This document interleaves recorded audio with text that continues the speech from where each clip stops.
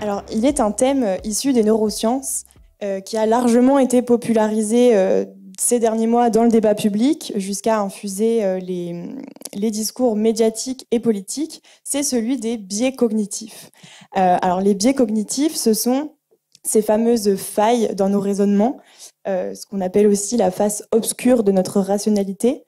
Ce sont en fait ces raccourcis que prend notre cerveau au moment de traiter une information ou de prendre une décision.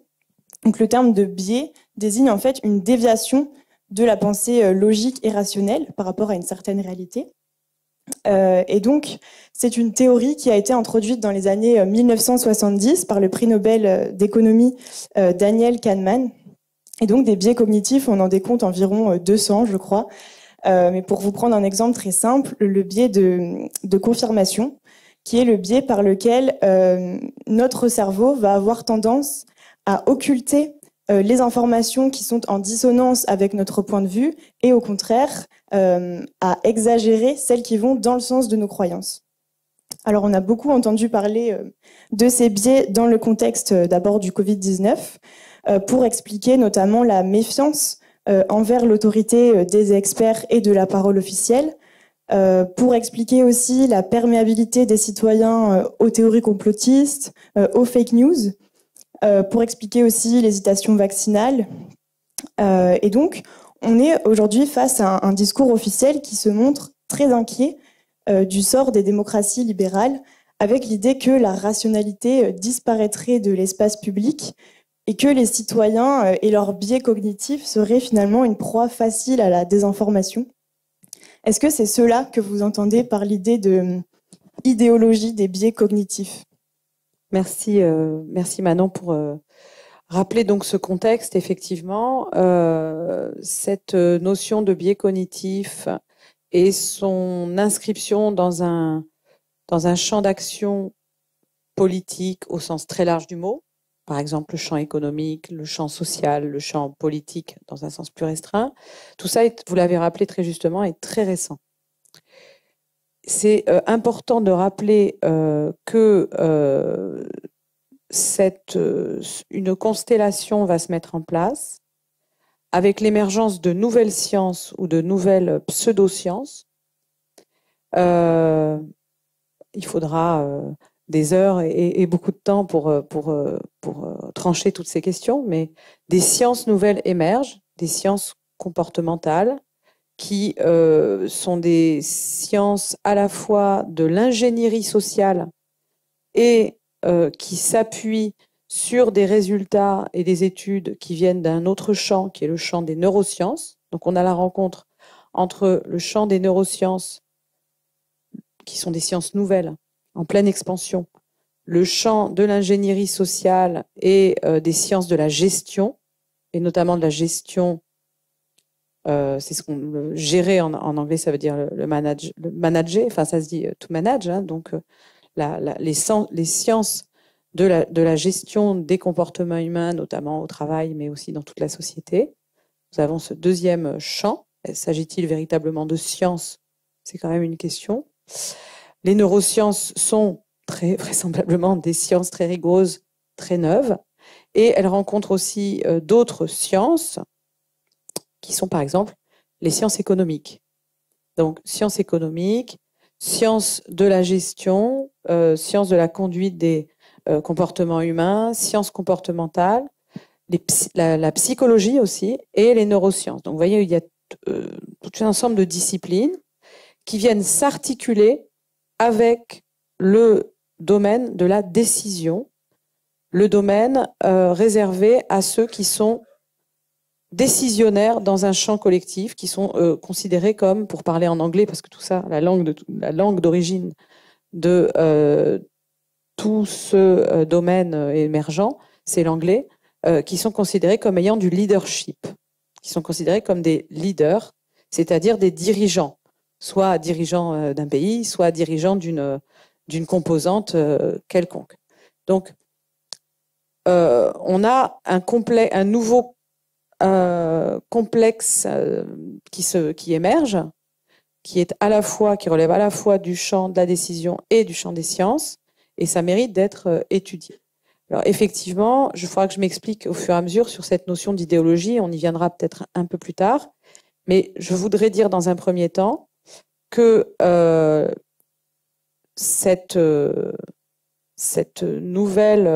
nouveau champ de réflexion et d'action autour des biais cognitifs, il est venu mettre en question la théorie dominante qui précédait. C'est extrêmement important de rappeler que l'économie, la science économique, était, ou qui s'estime telle, était fondée sur un ensemble de sujets économiques considérés comme rationnels. C'est la théorie économique dominante qui a dominé pendant des décennies, néoclassique, qui s'est donné donc un sujet rationnel capable de calculer de manière optimale ses coûts et ses bénéfices, et donc faisant par principe les bons choix.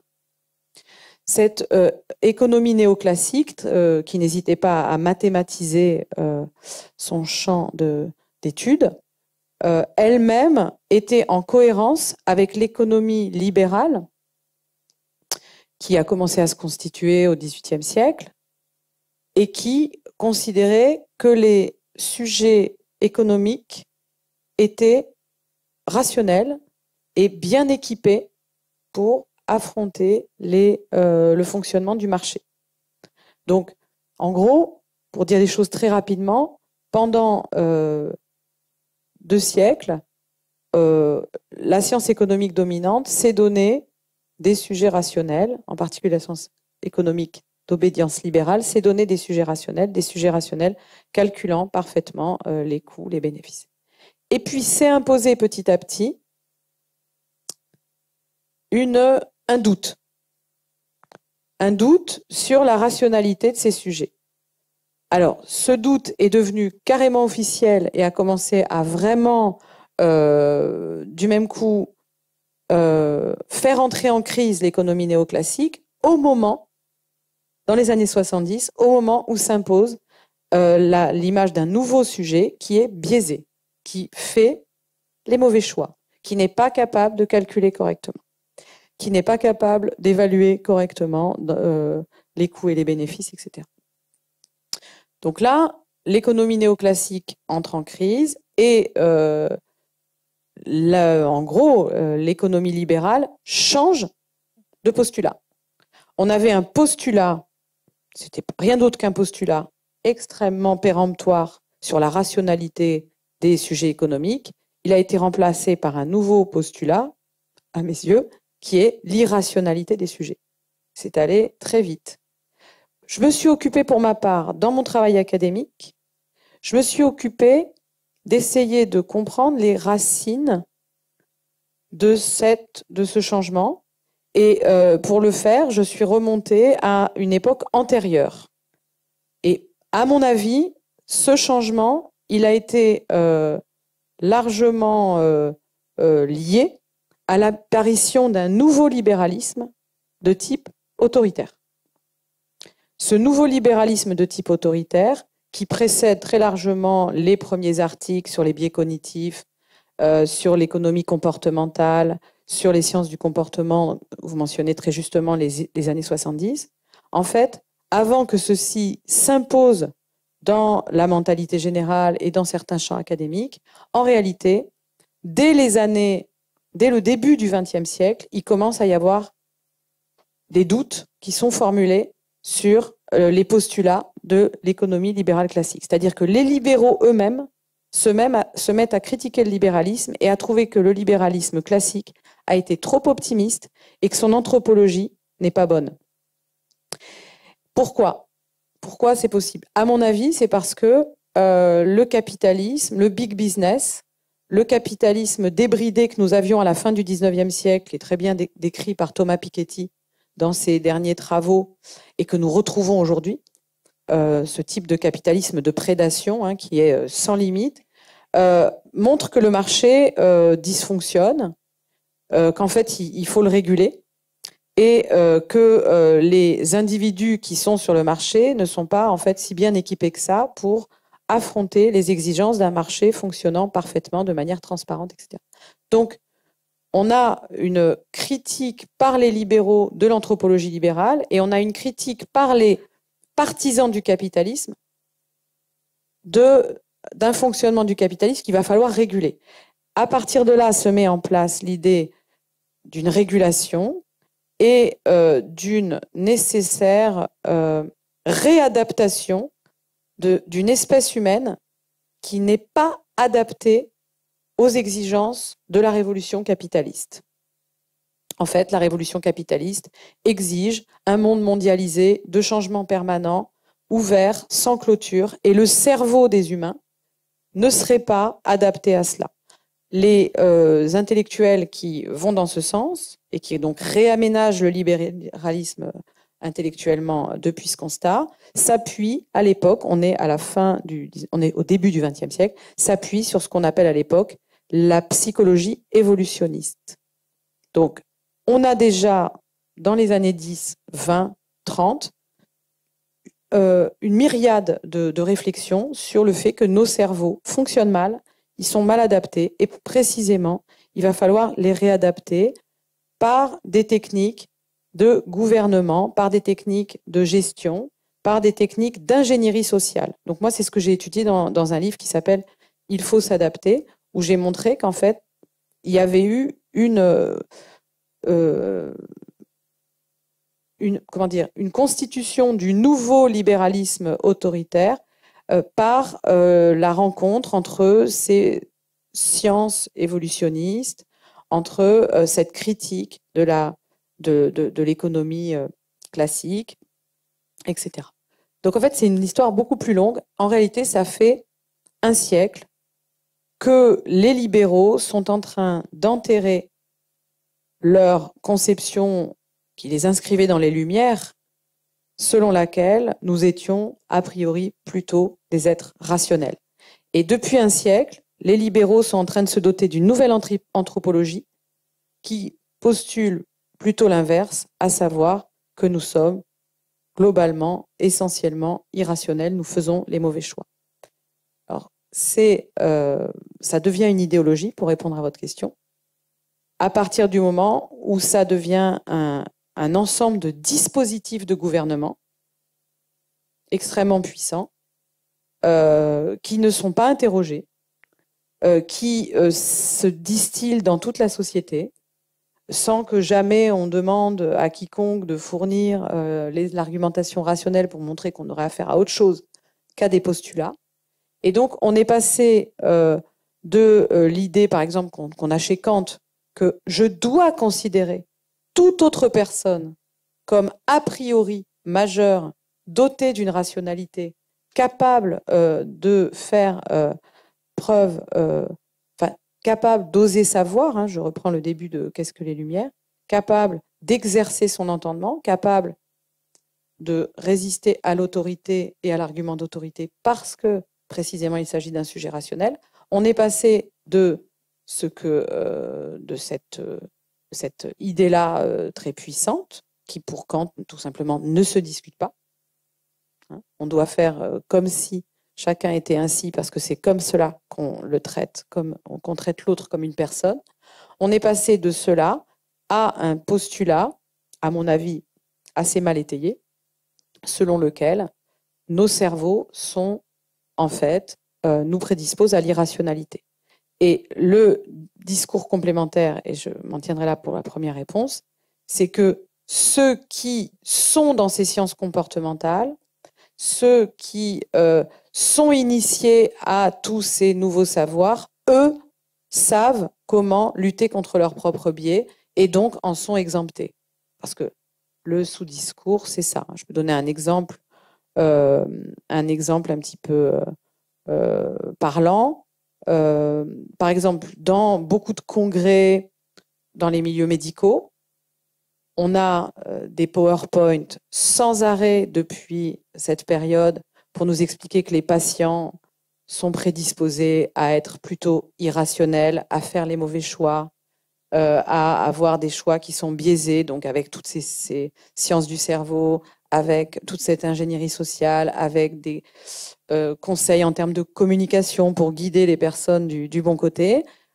Et en même temps, ce milieu médical considère que parce qu'à la faculté de médecine, on a travaillé sur les biais cognitifs, on a fait attention aux biais qui s'introduisaient dans les études, etc., eh bien, ce discours médical se trouvait finalement réformé, exempté de ces déficits en rationalité.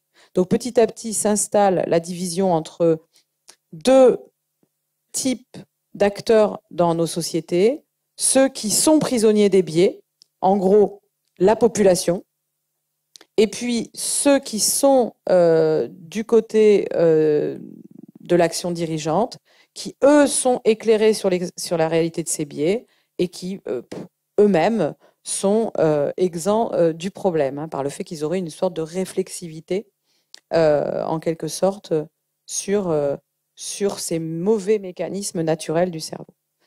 Donc, on a là quand même quelque chose qui pose question et qui, évidemment, vient interroger les fondements de nos sociétés démocratiques, hein, pour dire les choses de manière très directe.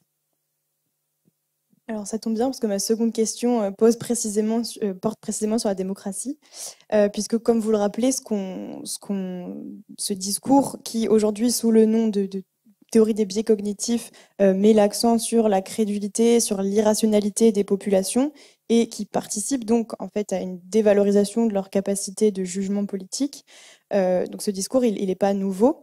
Et en fait, effectivement, on le retrouve, comme vous l'expliquez, dès le début du XXe siècle. Et notamment dans l'entre-deux-guerres, en fait, après l'expérience de propagande massive pendant la Première Guerre mondiale, les sciences politiques américaines vont aussi mettre en place un certain nombre d'enquêtes pour enquêter sur ce qu'ils appellent le citoyen ordinaire et pour des enquêtes donc qui portent sur le comportement électoral de cette population. Et effectivement, ces enquêtes contredisent le postulat central de la théorie démocratique, à savoir que les citoyens sont des individus rationnels, compétents, intéressés, pleinement informés des affaires publiques. Et finalement, ces enquêtes, elles dévoilent que la majorité des citoyens ne fondent pas leur jugement politique rationnellement. Et en fait, c'est exactement ce type de discours qu'on retrouve aujourd'hui sous le nom de la théorie des biais cognitifs, notamment en pleine période électorale. Il y a un article qui est sorti vendredi dernier dans Ouest France qui explique que lorsqu'un citoyen vote, notamment au présidentiel, en fait, la partie rationnelle de son cerveau joue un rôle absolument minime parce qu'elle est sans cesse influencée par toute une série de biais cognitifs qui faussent sa prise de décision.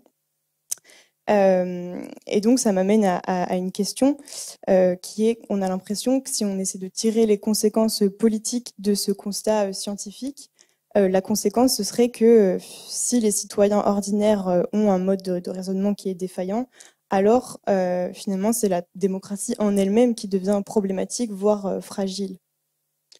Oui, absolument. La démocratie, c'est-à-dire l'idée que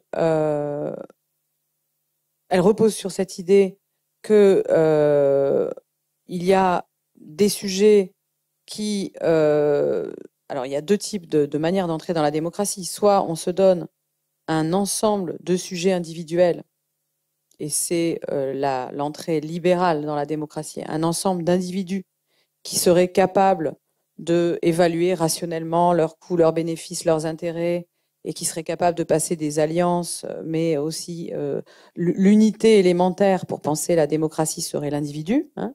Et puis, il y a d'autres entrées dans la question de la démocratie qui, elles, vont pas être d'accord avec la version libérale de la démocratie, qui vont considérer que la démocratie, c'est le peuple assemblé, c'est le démos en tant qu'il est assemblé, et donc c'est le collectif et c'est la capacité des collectifs à décider, à s'autodéterminer, à être autonome, à être intelligent.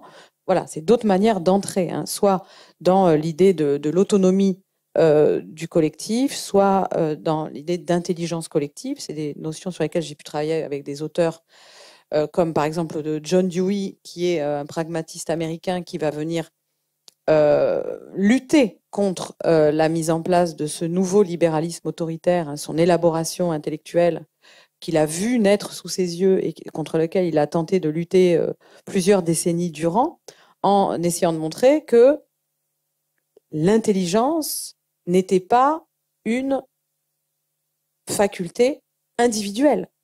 En fait, l'intelligence n'est pas quelque chose dont on est naturellement équipé ou pas. Pour Dewey, l'intelligence, c'est un organe qui se développe et se met en place collectivement et uniquement collectivement. On n'est pas porteur d'une certaine intelligence. On a des dispositions quand on vient au monde. On a toutes sortes de dispositions. On a des dispositions à parler. On a des dispositions à parler une multiplicité indéfinie de langues. On a des dispositions corporelles, etc. Mais en soi, on n'est pas déjà équipé d'une intelligence. L'intelligence n'est pas une faculté de l'individu. L'intelligence, ça suppose tout un ensemble d'actes socialisés, ça suppose une organisation sociale. Et c'est par l'interlocution, par l'interaction, par l'attention conjointe et collective à des connexions entre les moyens et les fins, etc., que se développe quelque chose comme l'intelligence. Donc il n'y a d'intelligence que collective, et c'est particulièrement vrai pour l'espèce humaine. Un être humain seul ne peut pas développer d'intelligence, tout simplement. Donc, ce qui est extrêmement frappant dans ce nouveau libéralisme autoritaire et dans son nouveau pseudo-fondement scientifique, que moi je conteste, c'est qu'après s'être donné, quand on regarde toute l'histoire du libéralisme, un sujet rationnel isolé, comme si la rationalité et l'intelligence pouvaient, même si ce n'est pas exactement la même chose, s'exercer seuls, ils refont la même erreur, mais cette fois, c'est un manque d'intelligence qui serait interne au cerveau.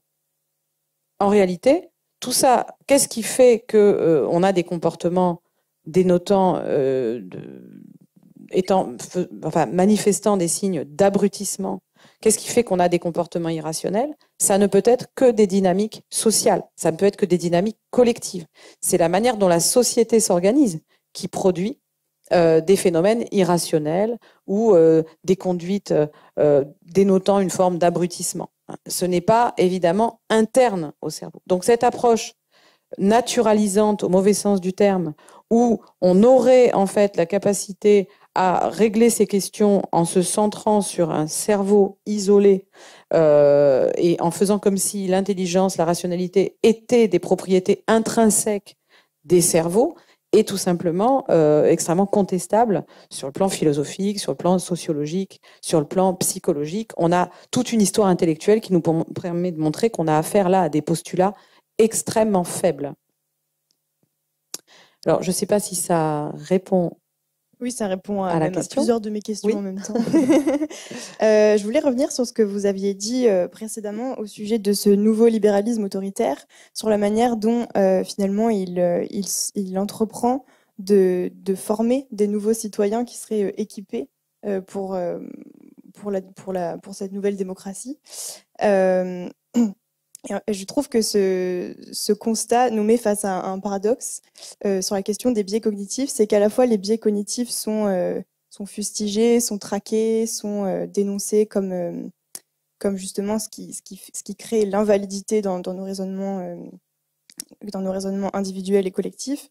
Et en même temps, on est face à un pouvoir et face à des dispositifs de gouvernement qui aujourd'hui s'appuie précisément sur ces biais cognitifs pour créer un citoyen adapté ou pour créer un citoyen qui va regarder dans la bonne direction.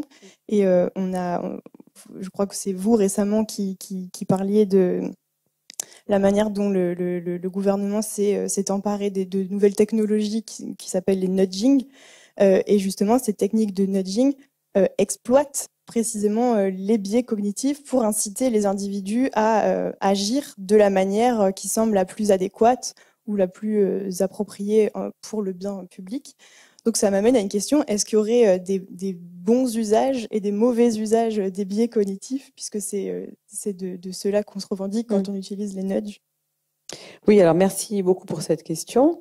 Le fait que les neurosciences réfléchissent à la difficulté de la mise en place de procédures rationnelles et le fait qu'il y ait des entraves aux procédures rationnelles, ça c'est quelque chose qui paraît tout à fait légitime.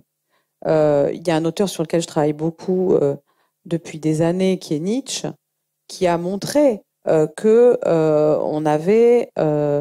il existait une tendance à ne pas savoir, une tendance à refuser de voir, une tendance à inventer des fictions de toutes sortes, à reconnaître le déjà là devant le nouveau. Nietzsche s'est passionné pour toute cette production d'erreurs qui est au cœur des opérations de connaissance. Mais ce que Nietzsche n'a pas eu la naïveté de faire, c'était il a jamais cru que c'était une production naturelle, si vous voulez. Par exemple, Nietzsche a beaucoup réfléchi à ce qu'on pourrait aujourd'hui considérer que c'est un biais cognitif de chercher toujours une cause à nos problèmes, hein, de considérer qu'il faudrait derrière nos problèmes un coupable. Je suis sûre que dans la liste des 200, il y a quelque chose. Voilà, pour Nietzsche, il n'y a pas de liste possible de 200 biais qu'on pourrait comme ça référer à une naturalité du cerveau. C'est totalement absurde, puisqu'en fait, c'est lié à notre histoire. Si pour Nietzsche, on a cette tendance chevillée au corps de, quand on a un faisceau de problèmes, chercher un coupable, chercher une cause à abattre, et c'est ce qu'il appelle la logique du ressentiment, c'est parce que c'est dans notre grammaire. Et notre grammaire, la grammaire de nos langues à nous, de notre ère culturelle, elle est liée à notre histoire. Elle est liée à une culture. Donc ce n'est pas, si vous voulez, une tendance native. Donc il a réfléchi au fait qu'on avait, pour reprendre leur vocabulaire, des tendances, on était tous porteurs de tendances à biaiser les raisonnements, bien sûr, ça, bien entendu, mais il a refusé de penser que c'était quelque chose de natif dont on pourrait faire la description scientifique, indépendamment d'une historicité, indépendamment des réalités sociales qui nous ont constituées et collectives. Voilà. Donc, tout à fait d'accord sur l'existence de déformations, mais certainement pas pour les naturaliser, les substantialiser comme si c'était des vérités éternelles. Et effectivement, je suis tout à fait d'accord avec vous. Dans l'idéologie des biais, on naturalise, on substantifie des biais, on est prêt à dire qu'il y en a 200, ou avec le progrès des sciences, on va peut-être en trouver 300, mais enfin, on a cette espèce de fantasme d'avoir des choses qui seraient des réalités comme ça, substantielles, éternelles. Et puis, il ne s'agit surtout pas d'éradiquer ces biais. On considère qu'ils sont là pour toujours, définitivement. C'est notre nature, c'est les dysfonctionnements naturels de notre cerveau. Et à partir de là, on va mettre en place, et c'est vrai que vous avez raison, c'est une abdication complète par rapport à l'idéal démocratique. On va en prendre acte et on va considérer que les gouvernés, de toute façon, feront toujours les mauvais choix. Donc, il faut mettre en place les architectures de choix en amont de leurs actes par des techniques d'ingénierie sociale et en implémentant finalement toutes sortes de dispositifs discrets qui permettent que les choix soient les plus économiques possibles. Alors, bien sûr, c'est pour le bien des populations, c'est pour la sécurité, c'est pour l'écologie, c'est pour la santé, c'est toujours pour de bonnes raisons. Mais parce que l'idée est d'aller dans la bonne direction, donc il y a toute une prétention à dire le bien, à véritablement orienter les populations et nos sociétés du bon côté. Donc il y a en fait une dimension de bienveillance, au sens littéral du terme, c'est-à-dire qu'on veille sur la population et on la conduit dans la bonne direction. C'est ce que Michel Foucault appellerait le gouvernement pastoral, avec un pasteur qui conduit le troupeau dans la bonne direction.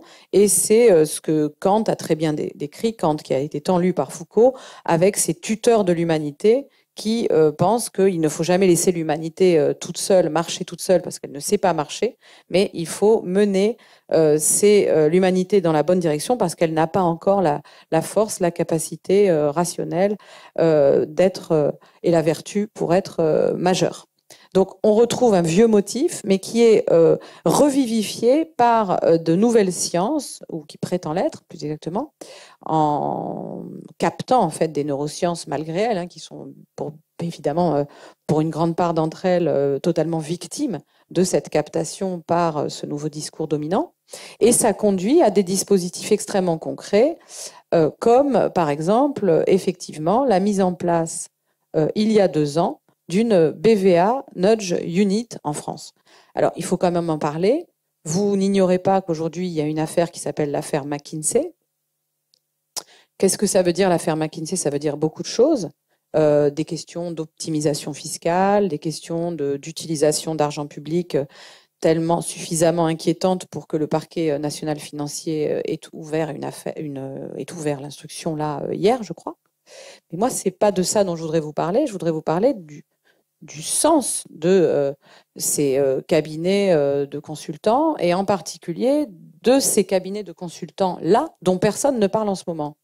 Alors même que c'est quand même exactement le même contexte. Alors, en gros, il y a 2 ans, survient un virus, une épidémie, un président de la République qui prend la mesure très tardivement de la situation, et nous avons à ce moment-là une quinzaine de structures de santé publique, de veille sanitaire, avec tout un bataillon d'experts, paraît-il une 60aine d'experts expérimentés sur ces questions de gestion de crise sanitaire. Tout ça est en place, il y a 2 ans, c'est là. C'est prêt à agir comme d'habitude, j'ai envie de dire, puisqu'il y a déjà eu des crises sanitaires d'ampleur dans notre pays, et il y en aura d'autres. Au moment où il s'agissait donc normalement de recourir à ces experts en santé publique, le gouvernement actuel a fait un tout autre choix. Il a fait le choix de faire appel à des cabinets de consultants pour toutes les décisions. Pourquoi? Parce que l'idée générale était que les institutions de l'État, avec les experts, etc., allaient ralentir, compliquer les choses. Le savoir des scientifiques, ça allait être finalement pas efficace. Il fallait, en fait, on savait exactement ce qu'il fallait faire. Il fallait s'armer de consultants experts dans la transformation des sociétés.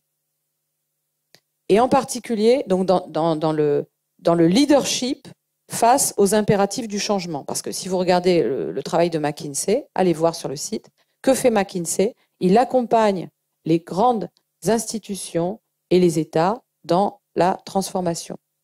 Il accompagne toute entité ayant un leadership dans la transformation. Et à quoi a affaire ce type de consultants dans leur vision intellectuelle? À la résistance au changement. En face, c'est la résistance au changement. Par exemple, les employés des grandes entreprises ne veulent pas changer. Par exemple, les populations dans les pays refusent l'innovation, ne veulent pas changer leurs habitudes. L'enjeu, c'est obliger la société au changement, à l'innovation. Le problème, c'est qu'une société, une grande société, une grande entreprise et surtout un grand pays avec une population, ce sont des millions de cerveaux qui refusent le changement, qui refusent la transformation, qui refusent l'innovation. Pourquoi? Parce que les cerveaux, c'est la théorie des biais cognitifs, aiment l'ancien, détestent le nouveau, préfèrent avoir la confirmation de ce qu'ils croyaient avant, etc., etc. Donc, le biais du statu quo. Le biais du statu quo, voilà. Il y a le biais de la stase, hein, et on est dans un monde de changement permanent, et il faut donc transformer la société. C'est à cette constellation intellectuelle que le gouvernement français a donné, clé en main, la stratégie sanitaire pour faire face au virus, pour faire face ensuite à la vaccination. Et ces gens-là ont conduit la politique pendant 2 ans dans notre pays. Je n'ai pas cessé de le dire, je n'ai pas cessé de prendre la parole là-dessus. Sur la BVA Nudge Unit, j'ai écrit des ouvrages, des articles. Ça a été très dur de se faire entendre. Très, très, très dur. Jusqu'à la censure dans les médias, C'est très, très courant. On me demande de venir, puis après on me déprogramme. On me demande un texte, puis après on le refuse parce que ça va trop loin, etc., etc. Maintenant, je suis très heureuse que le scandale McKinsey apparaisse enfin, sauf qu'il ne faut pas croire que c'est juste une affaire d'argent. C'est pas seulement une affaire d'argent, de détournement d'argent, de gabegie d'argent public. C'est financer par notre argent public la liquidation des services publics d'État, la liquidation du sens de l'État, parce que l'État et les gens qui sont dans l'État, ce sont des gens, c'est marqué dans le mot État, qui sont du côté de la stase, qui sont du côté de la permanence, qui sont du côté de la conservation du même. Et dans le monde de McKinsey, dans le monde de la BVA Nudge Unit, ces gens sont des adversaires. Donc il s'agit d'entrer dans le dispositif d'État pour liquider le sens de l'État et pour conduire les populations à accepter le changement permanent, l'innovation, etc. Alors, qu'est-ce que ça a donné concrètement? Parce que là, jusque-là, vous pouvez peut-être trouver que tout ça est bien vague. Eh bien, ça a donné que BVA, qui a constitué, vous pourrez aller regarder sur Internet, donc c'est Nudge Unit, unité de nudging, propose pas seulement de faire des sondages, vous connaissez BVA pour les sondages, hein, il ne s'agit pas seulement d'étudier l'opinion, de la manière dont se construisent les opinions majoritaires, etc. Il s'agit aussi pour BVA aujourd'hui de développer une ingénierie sociale. Une ingénierie sociale, c'est-à-dire comment orienter les populations dans la bonne direction par des techniques d'incitation dites douces ou soft qui ne sont pas perçues. La BVA Nudge Unit a par exemple, alors vous savez qu'en droit, on ne peut pas enfermer les gens, hein, c'est impossible. On a quand même un droit, une constitution, ça ne peut pas marcher comme ça. Bon. Eh bien, par exemple, la BVA Nudge Unit a pondu le dispositif que vous connaissez tous, puisque vous en avez rempli certainement tous les jours, d'auto-attestation de sortie. C'est-à-dire que nous sommes auto-enfermés volontairement. Il n'y a eu aucune transgression d'aucun texte de loi de la part du gouvernement. Hein. Nous sommes auto-enfermés par un dispositif de nudging qui nous indiquait qui nous a poussé à penser, sans véritablement réfléchir, qu'il fallait rester enfermé. Et on a inscrit ça dans nos corps en remplissant nous-mêmes et en nous autorisant nous-mêmes à sortir et en nous surveillant nous-mêmes. Donc on a eu ce système d'autosurveillance qui s'est mis en place. Et ensuite, toute une série de dispositifs, les QR codes, le fait que ça devienne complètement naturel et mécanique de contrôler le statut sanitaire ou vaccinal de quelqu'un pour aller boire un verre, monter dans un TGV.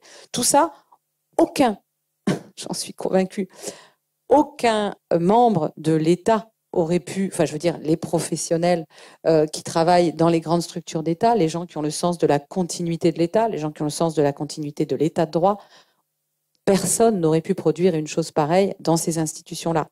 C'est venu d'un autre monde, du monde des sciences comportementales, du monde de l'idéologie des biais cognitifs, avec pour obsession la transformation de la société française. Et transformer la société française sur deux plans. Le premier, la digitalisation de toutes nos activités, la numérisation de toutes nos activités fondamentales, à savoir se soigner, s'éduquer, commercer. Donc, Cédric O, ministre de la Transition numérique, a été au cœur de toutes les initiatives gouvernementales pendant 2 ans. Il a occupé un poste clé parce qu'il s'agissait, dans un contexte de crise, d'accélérer la mutation avec l'idée que la crise était le moment pour véritablement transformer la société et accomplir enfin jusqu'au bout ce virage numérique, cette digitalisation de nos activités. Le résultat, ça a été le cas dans beaucoup d'autres pays, parce que tout ce phénomène n'est pas du tout évidemment restreint à la France. C'est un phénomène qu'on retrouve dans toute notre ère culturelle. Le résultat est que le capitalisme numérique a fait des gains absolument faramineux, comme vous le savez, et qu'en revanche, l'économie réelle, le tissu industriel a été complètement désorganisé, en partie détruit par toutes ces décisions, puisqu'aujourd'hui, vous avez vu, il devient même compliqué d'acheter un grille-pain. Enfin, il n'y a plus rien qui fonctionne en réalité. Hein. Je vous donne un exemple, l'industrie du livre que je connais puisque j'en écris. On ne sait pas dans 2 mois, 3 mois si on peut sortir un livre parce qu'il n'y a même plus de papier, il n'y a plus rien. Enfin, tout ça a été complètement détruit. En revanche, le capitalisme numérique, tout ce qui relève de la digitalisation de nos activités, c'est les fameux profits faramineux que vous avez vus de la pandémie. Donc, on est dans une explosion des profits. Alors, on a eu d'une part la digitalisation et d'autre part l'innovation, plus généralement, c'est-à-dire aller transformer nos manières de vivre. Par exemple, installer cette vie sous QR code, ce tracing, ce contact tracing, vous me direz, c'est toujours dans la digitalisation, en effet, mais avec des dispositifs vraiment complètement nouveaux. On nous aurait raconté ça il y a 2 ans, on aurait dit, mais enfin, c'est une manière de vivre complètement délirante, on croirait une dystopie. Ben, non, on s'est habitué à tous ces dispositifs. Et puis, bien sûr, quelque chose de phare, l'innovation biomédicale. Avec l'idée que dans la population, on allait avoir évidemment des phénomènes de résistance contre l'innovation biomédicale, contre des vaccins innovants, contre l'industrie pharmaceutique, et qu'il fallait, par toute une technique d'ingénierie sociale,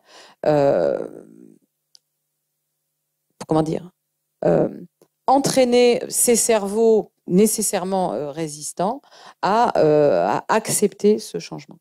Donc cette manière de faire, elle a conduit, en fait, de manière très douce, progressivement, elle a conduit à la fois à implémenter tous ces comportements sans que personne ne dise rien, sans que personne ne se révolte, tout le monde accompagnant la chose, effectivement. Et puis en même temps, elle a progressivement produit de la violence, de la brutalisation de la société, des grands corps de l'État qui aujourd'hui s'estiment méprisés, brutalisés, un monde juridique qui aujourd'hui s'estime piétiné, une colère qui monte un peu partout dans le monde académique, les chercheurs, les scientifiques. Nous venons de faire paraître, il y a le 24 mars, un livre qui s'appelle Santé publique année zéro, que j'ai coécrit avec un professeur de santé publique de l'Université de Bordeaux, François Alla, qui est très introduit dans les milieux de la santé publique. Les retours que nous avons sont enthousiastes des milieux académiques, en disant « Merci enfin de dire courageusement tout ce que nous pensons et que nous n'osons dire, que nous pouvons dire, parce que nous sommes dans des commissions, etc., où nous ne nous estimons pas capables de parler. » Donc en fait, il y a une colère immense qui est montée petit à petit dans le pays, un peu partout, contre cette idéologie du consulting, de l'idée qu'on aurait une population en fait qui est inepte, qui est incapable de prendre les décisions, etc., etc., et qui n'hésite pas en fait à tout simplement annuler, suspendre, brutaliser des dispositifs inscrits dans la continuité de l'État depuis des décennies, parfois même des siècles d'histoire. On a là quelque chose d'extrêmement difficile à qualifier. Est-ce que c'est en train de s'installer insidieusement? Est-ce que l'État est en train d'être liquidé par l'esprit de McKinsey et de la BVA Nudge Unit, parce que pour moi c'est vraiment le même monde, ou est-ce que une espèce de prise de conscience est en train d'émerger? Voilà, je ne sais pas. C'est très très dur à qualifier. Mais en tout cas, c'est de ça dont il s'agit aussi dans l'affaire McKinsey. Penchez-vous vraiment sur la BVA Nudge Unit et sur le rôle qu'elle a pu avoir dans la gestion de la crise sanitaire.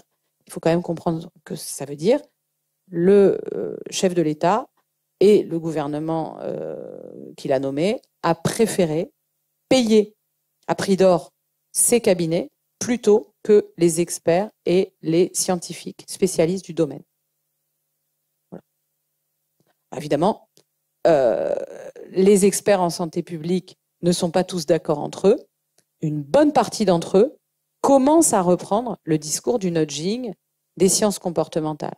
Mais une autre partie d'entre eux, c'est ceux avec lesquels moi je travaille, sont complètement hostiles à cette idéologie des biais cognitifs. Je peux vous renvoyer un livre qui vous intéressera forcément, je pense, là-dessus, qui s'appelle un livre de collègues à nous qui sont sociologues de la santé publique, spécialistes de santé publique, ils entrent dans la question par la sociologie, ça s'appelle le biais comportementaliste. J'aime beaucoup ce titre. C'est montrer que les sciences comportementales ont un biais qui est le biais comportementaliste, et il montre très bien comment les sciences comportementales, cette idéologie des biais cognitifs est en train de gagner une certaine partie du milieu académique ou du milieu pratique de la santé publique. Mais il y a toute une autre partie du milieu de ce champ de recherche et de ce champ d'action qui est absolument en désaccord avec les présupposés, les postulats des biais cognitifs. Et c'est ce qu'on explique dans notre livre, hein, Santé publique année zéro. On a 50 ans d'histoire moderne, émancipatrice de la santé publique, qui repose sur les postulats inverses, à savoir que les populations ont une capacité à être autonomes, ont une capacité à prendre en charge ce qui les concerne, que seuls les processus démocratiques permettent en fait d'être efficaces en santé en général et en santé publique en particulier. Alors, on a peut-être le temps pour une dernière question. Vous disiez tout à l'heure que les biais cognitifs on a eu tendance à les considérer comme quelque chose de naturel et non pas de construit par un environnement social ou politique. Et effectivement, la psychologie évolutionniste considère que les biais sont en fait le fruit de notre évolution. C'est-à-dire que, heureusement que nous sommes dotés de biais, c'est-à-dire que si par exemple un prédateur arrive et nous court dessus, c'est ce qui nous permet de partir en courant et pas commencer à réfléchir à ce qui est en train de se passer. Mais en même temps, les spécialistes de ces questions de biais cognitifs, alors je pense notamment à quelqu'un comme Gérald Bronner, qui a été, dont le président de la République a confié récemment une commission qui s'appelle les Lumières à l'ère numérique. Et donc pour ces chercheurs, le problème des biais n'est pas tant un problème naturel qu'un problème qui est finalement mis en exergue par un nouvel environnement qui serait l'environnement numérique. Et en fait, j'en viens à une question qui porte sur les réseaux sociaux, puisque les réseaux sociaux ont été beaucoup mis en cause, notamment pendant le confinement, pour avoir été un environnement propice à l'explosion des biais cognitifs et pour avoir nourri en fait ces biais. Et donc à tel point que le président a donc mis en place cette commission, c'était en septembre dernier.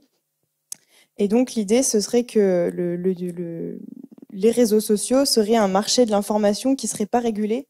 Et donc on aurait toutes sortes d'informations. Donc c'est ce qu'on disait à l'époque, tout le monde devient épidémiologue, par exemple. C'est-à-dire tout le monde a accès à tous les types d'informations. Et donc cette dérégulation de l'information crée donc des fake news, de la désinformation, des théories complotistes. Et donc on pointe du doigt ces phénomènes du numérique.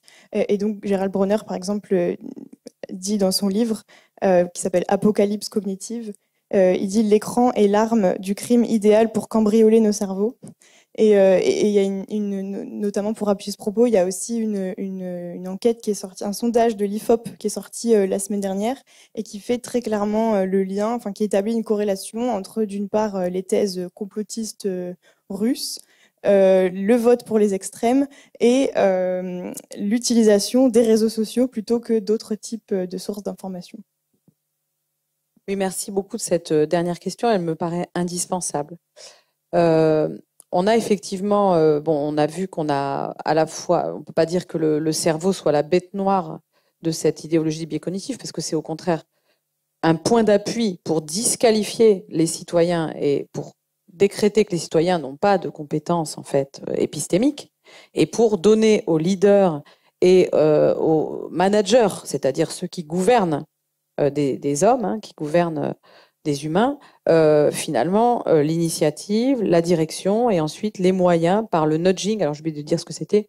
Le nudging, c'est le petit coup de coude que vous donnez très discrètement pour que celui qui ne sait pas aille du bon côté, mais ça se fait de manière douce, de manière non, de sorte que ce ne soit pas aperçu, de sorte que ce ne soit pas l'objet d'une conscience et d'une discussion. Hein. Au fond, c'est ça, il s'agit d'avancer.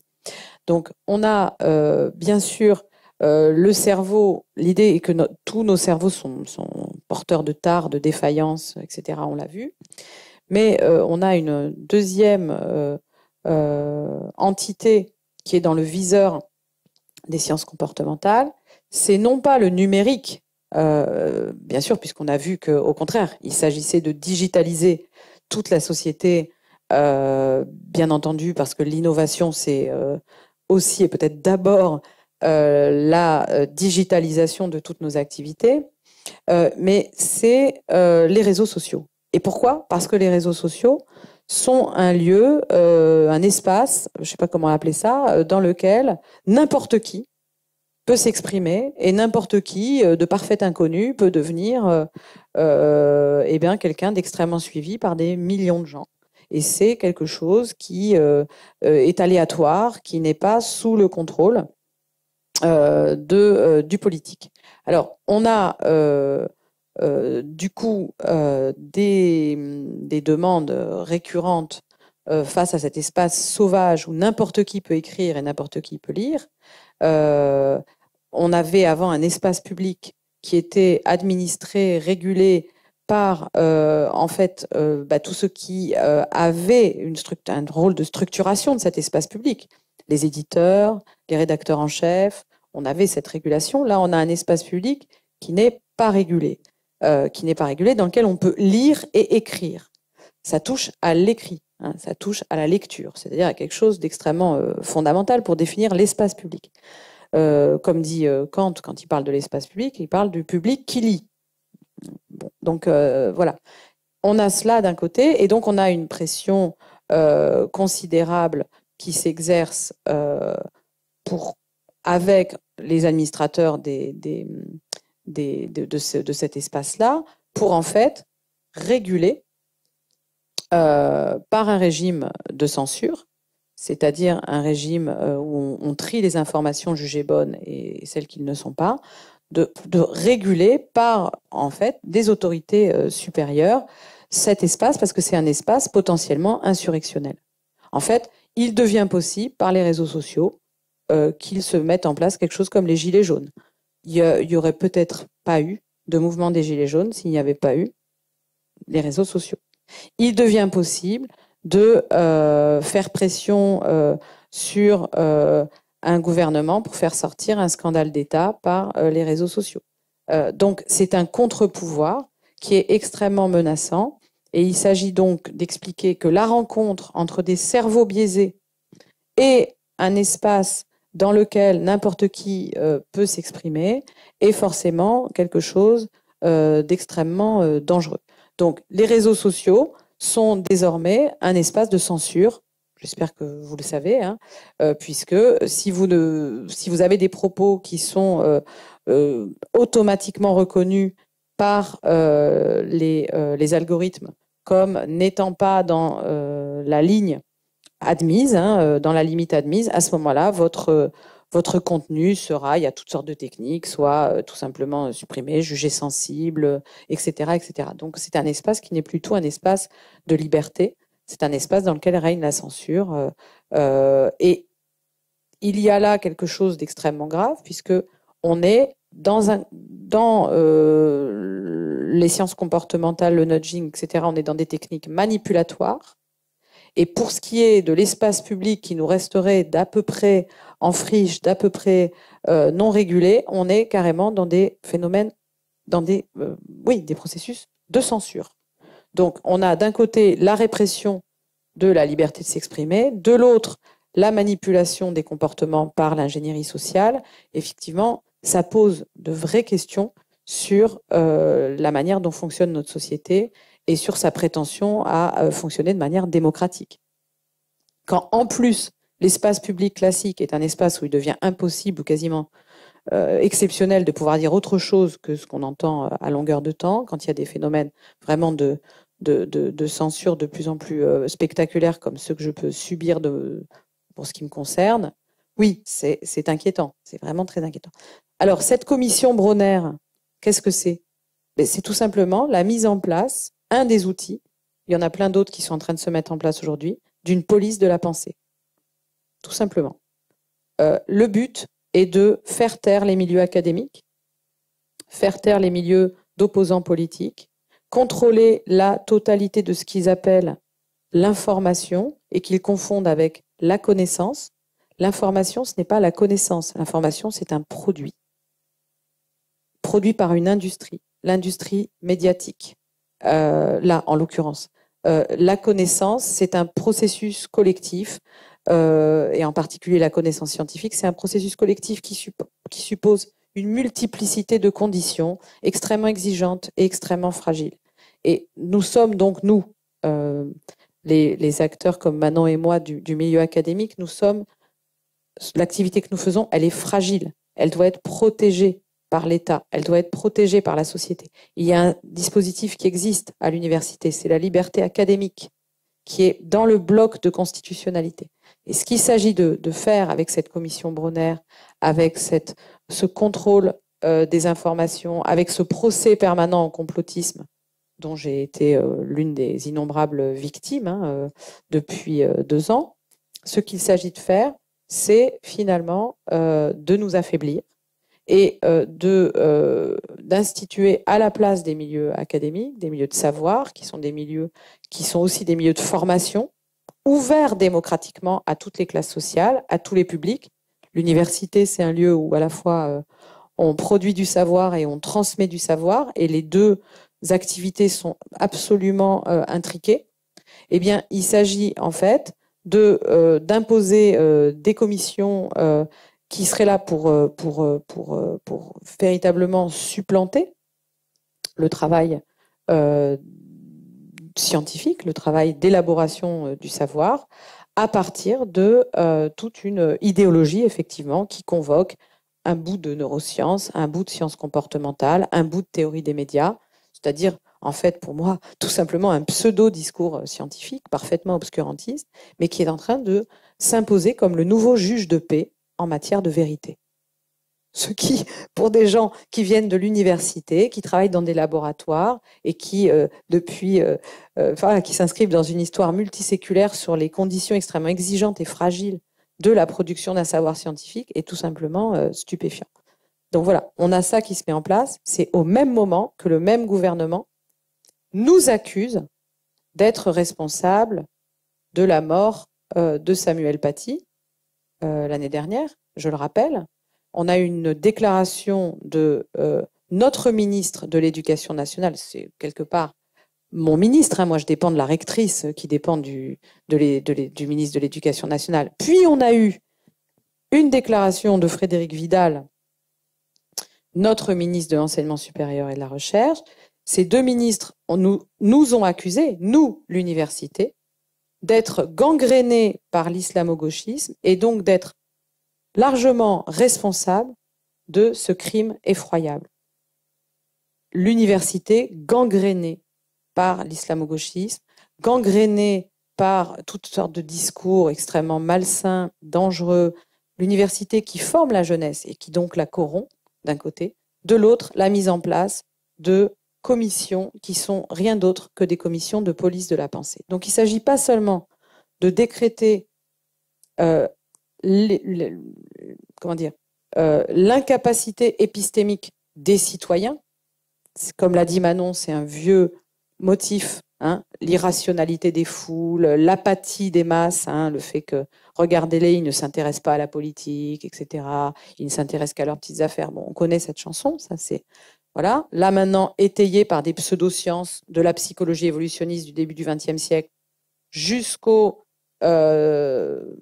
jusqu'à la galaxie du nudging aujourd'hui, il s'agit aussi de décréter finalement que les nouveaux arbitres de la vérité ne sont plus les scientifiques en réalité, mais sont ces nouveaux experts du changement, de la transformation des sociétés, du rapport à l'information, de ce que c'est qu'une bonne information, de ce que c'est qu'une information vérifiée. C'est vraiment un nouveau pouvoir qui est en train de s'imposer et de nous mettre sous tutelle. C'est de ça qu'il s'agit. Donc c'est quelque chose d'extrêmement grave.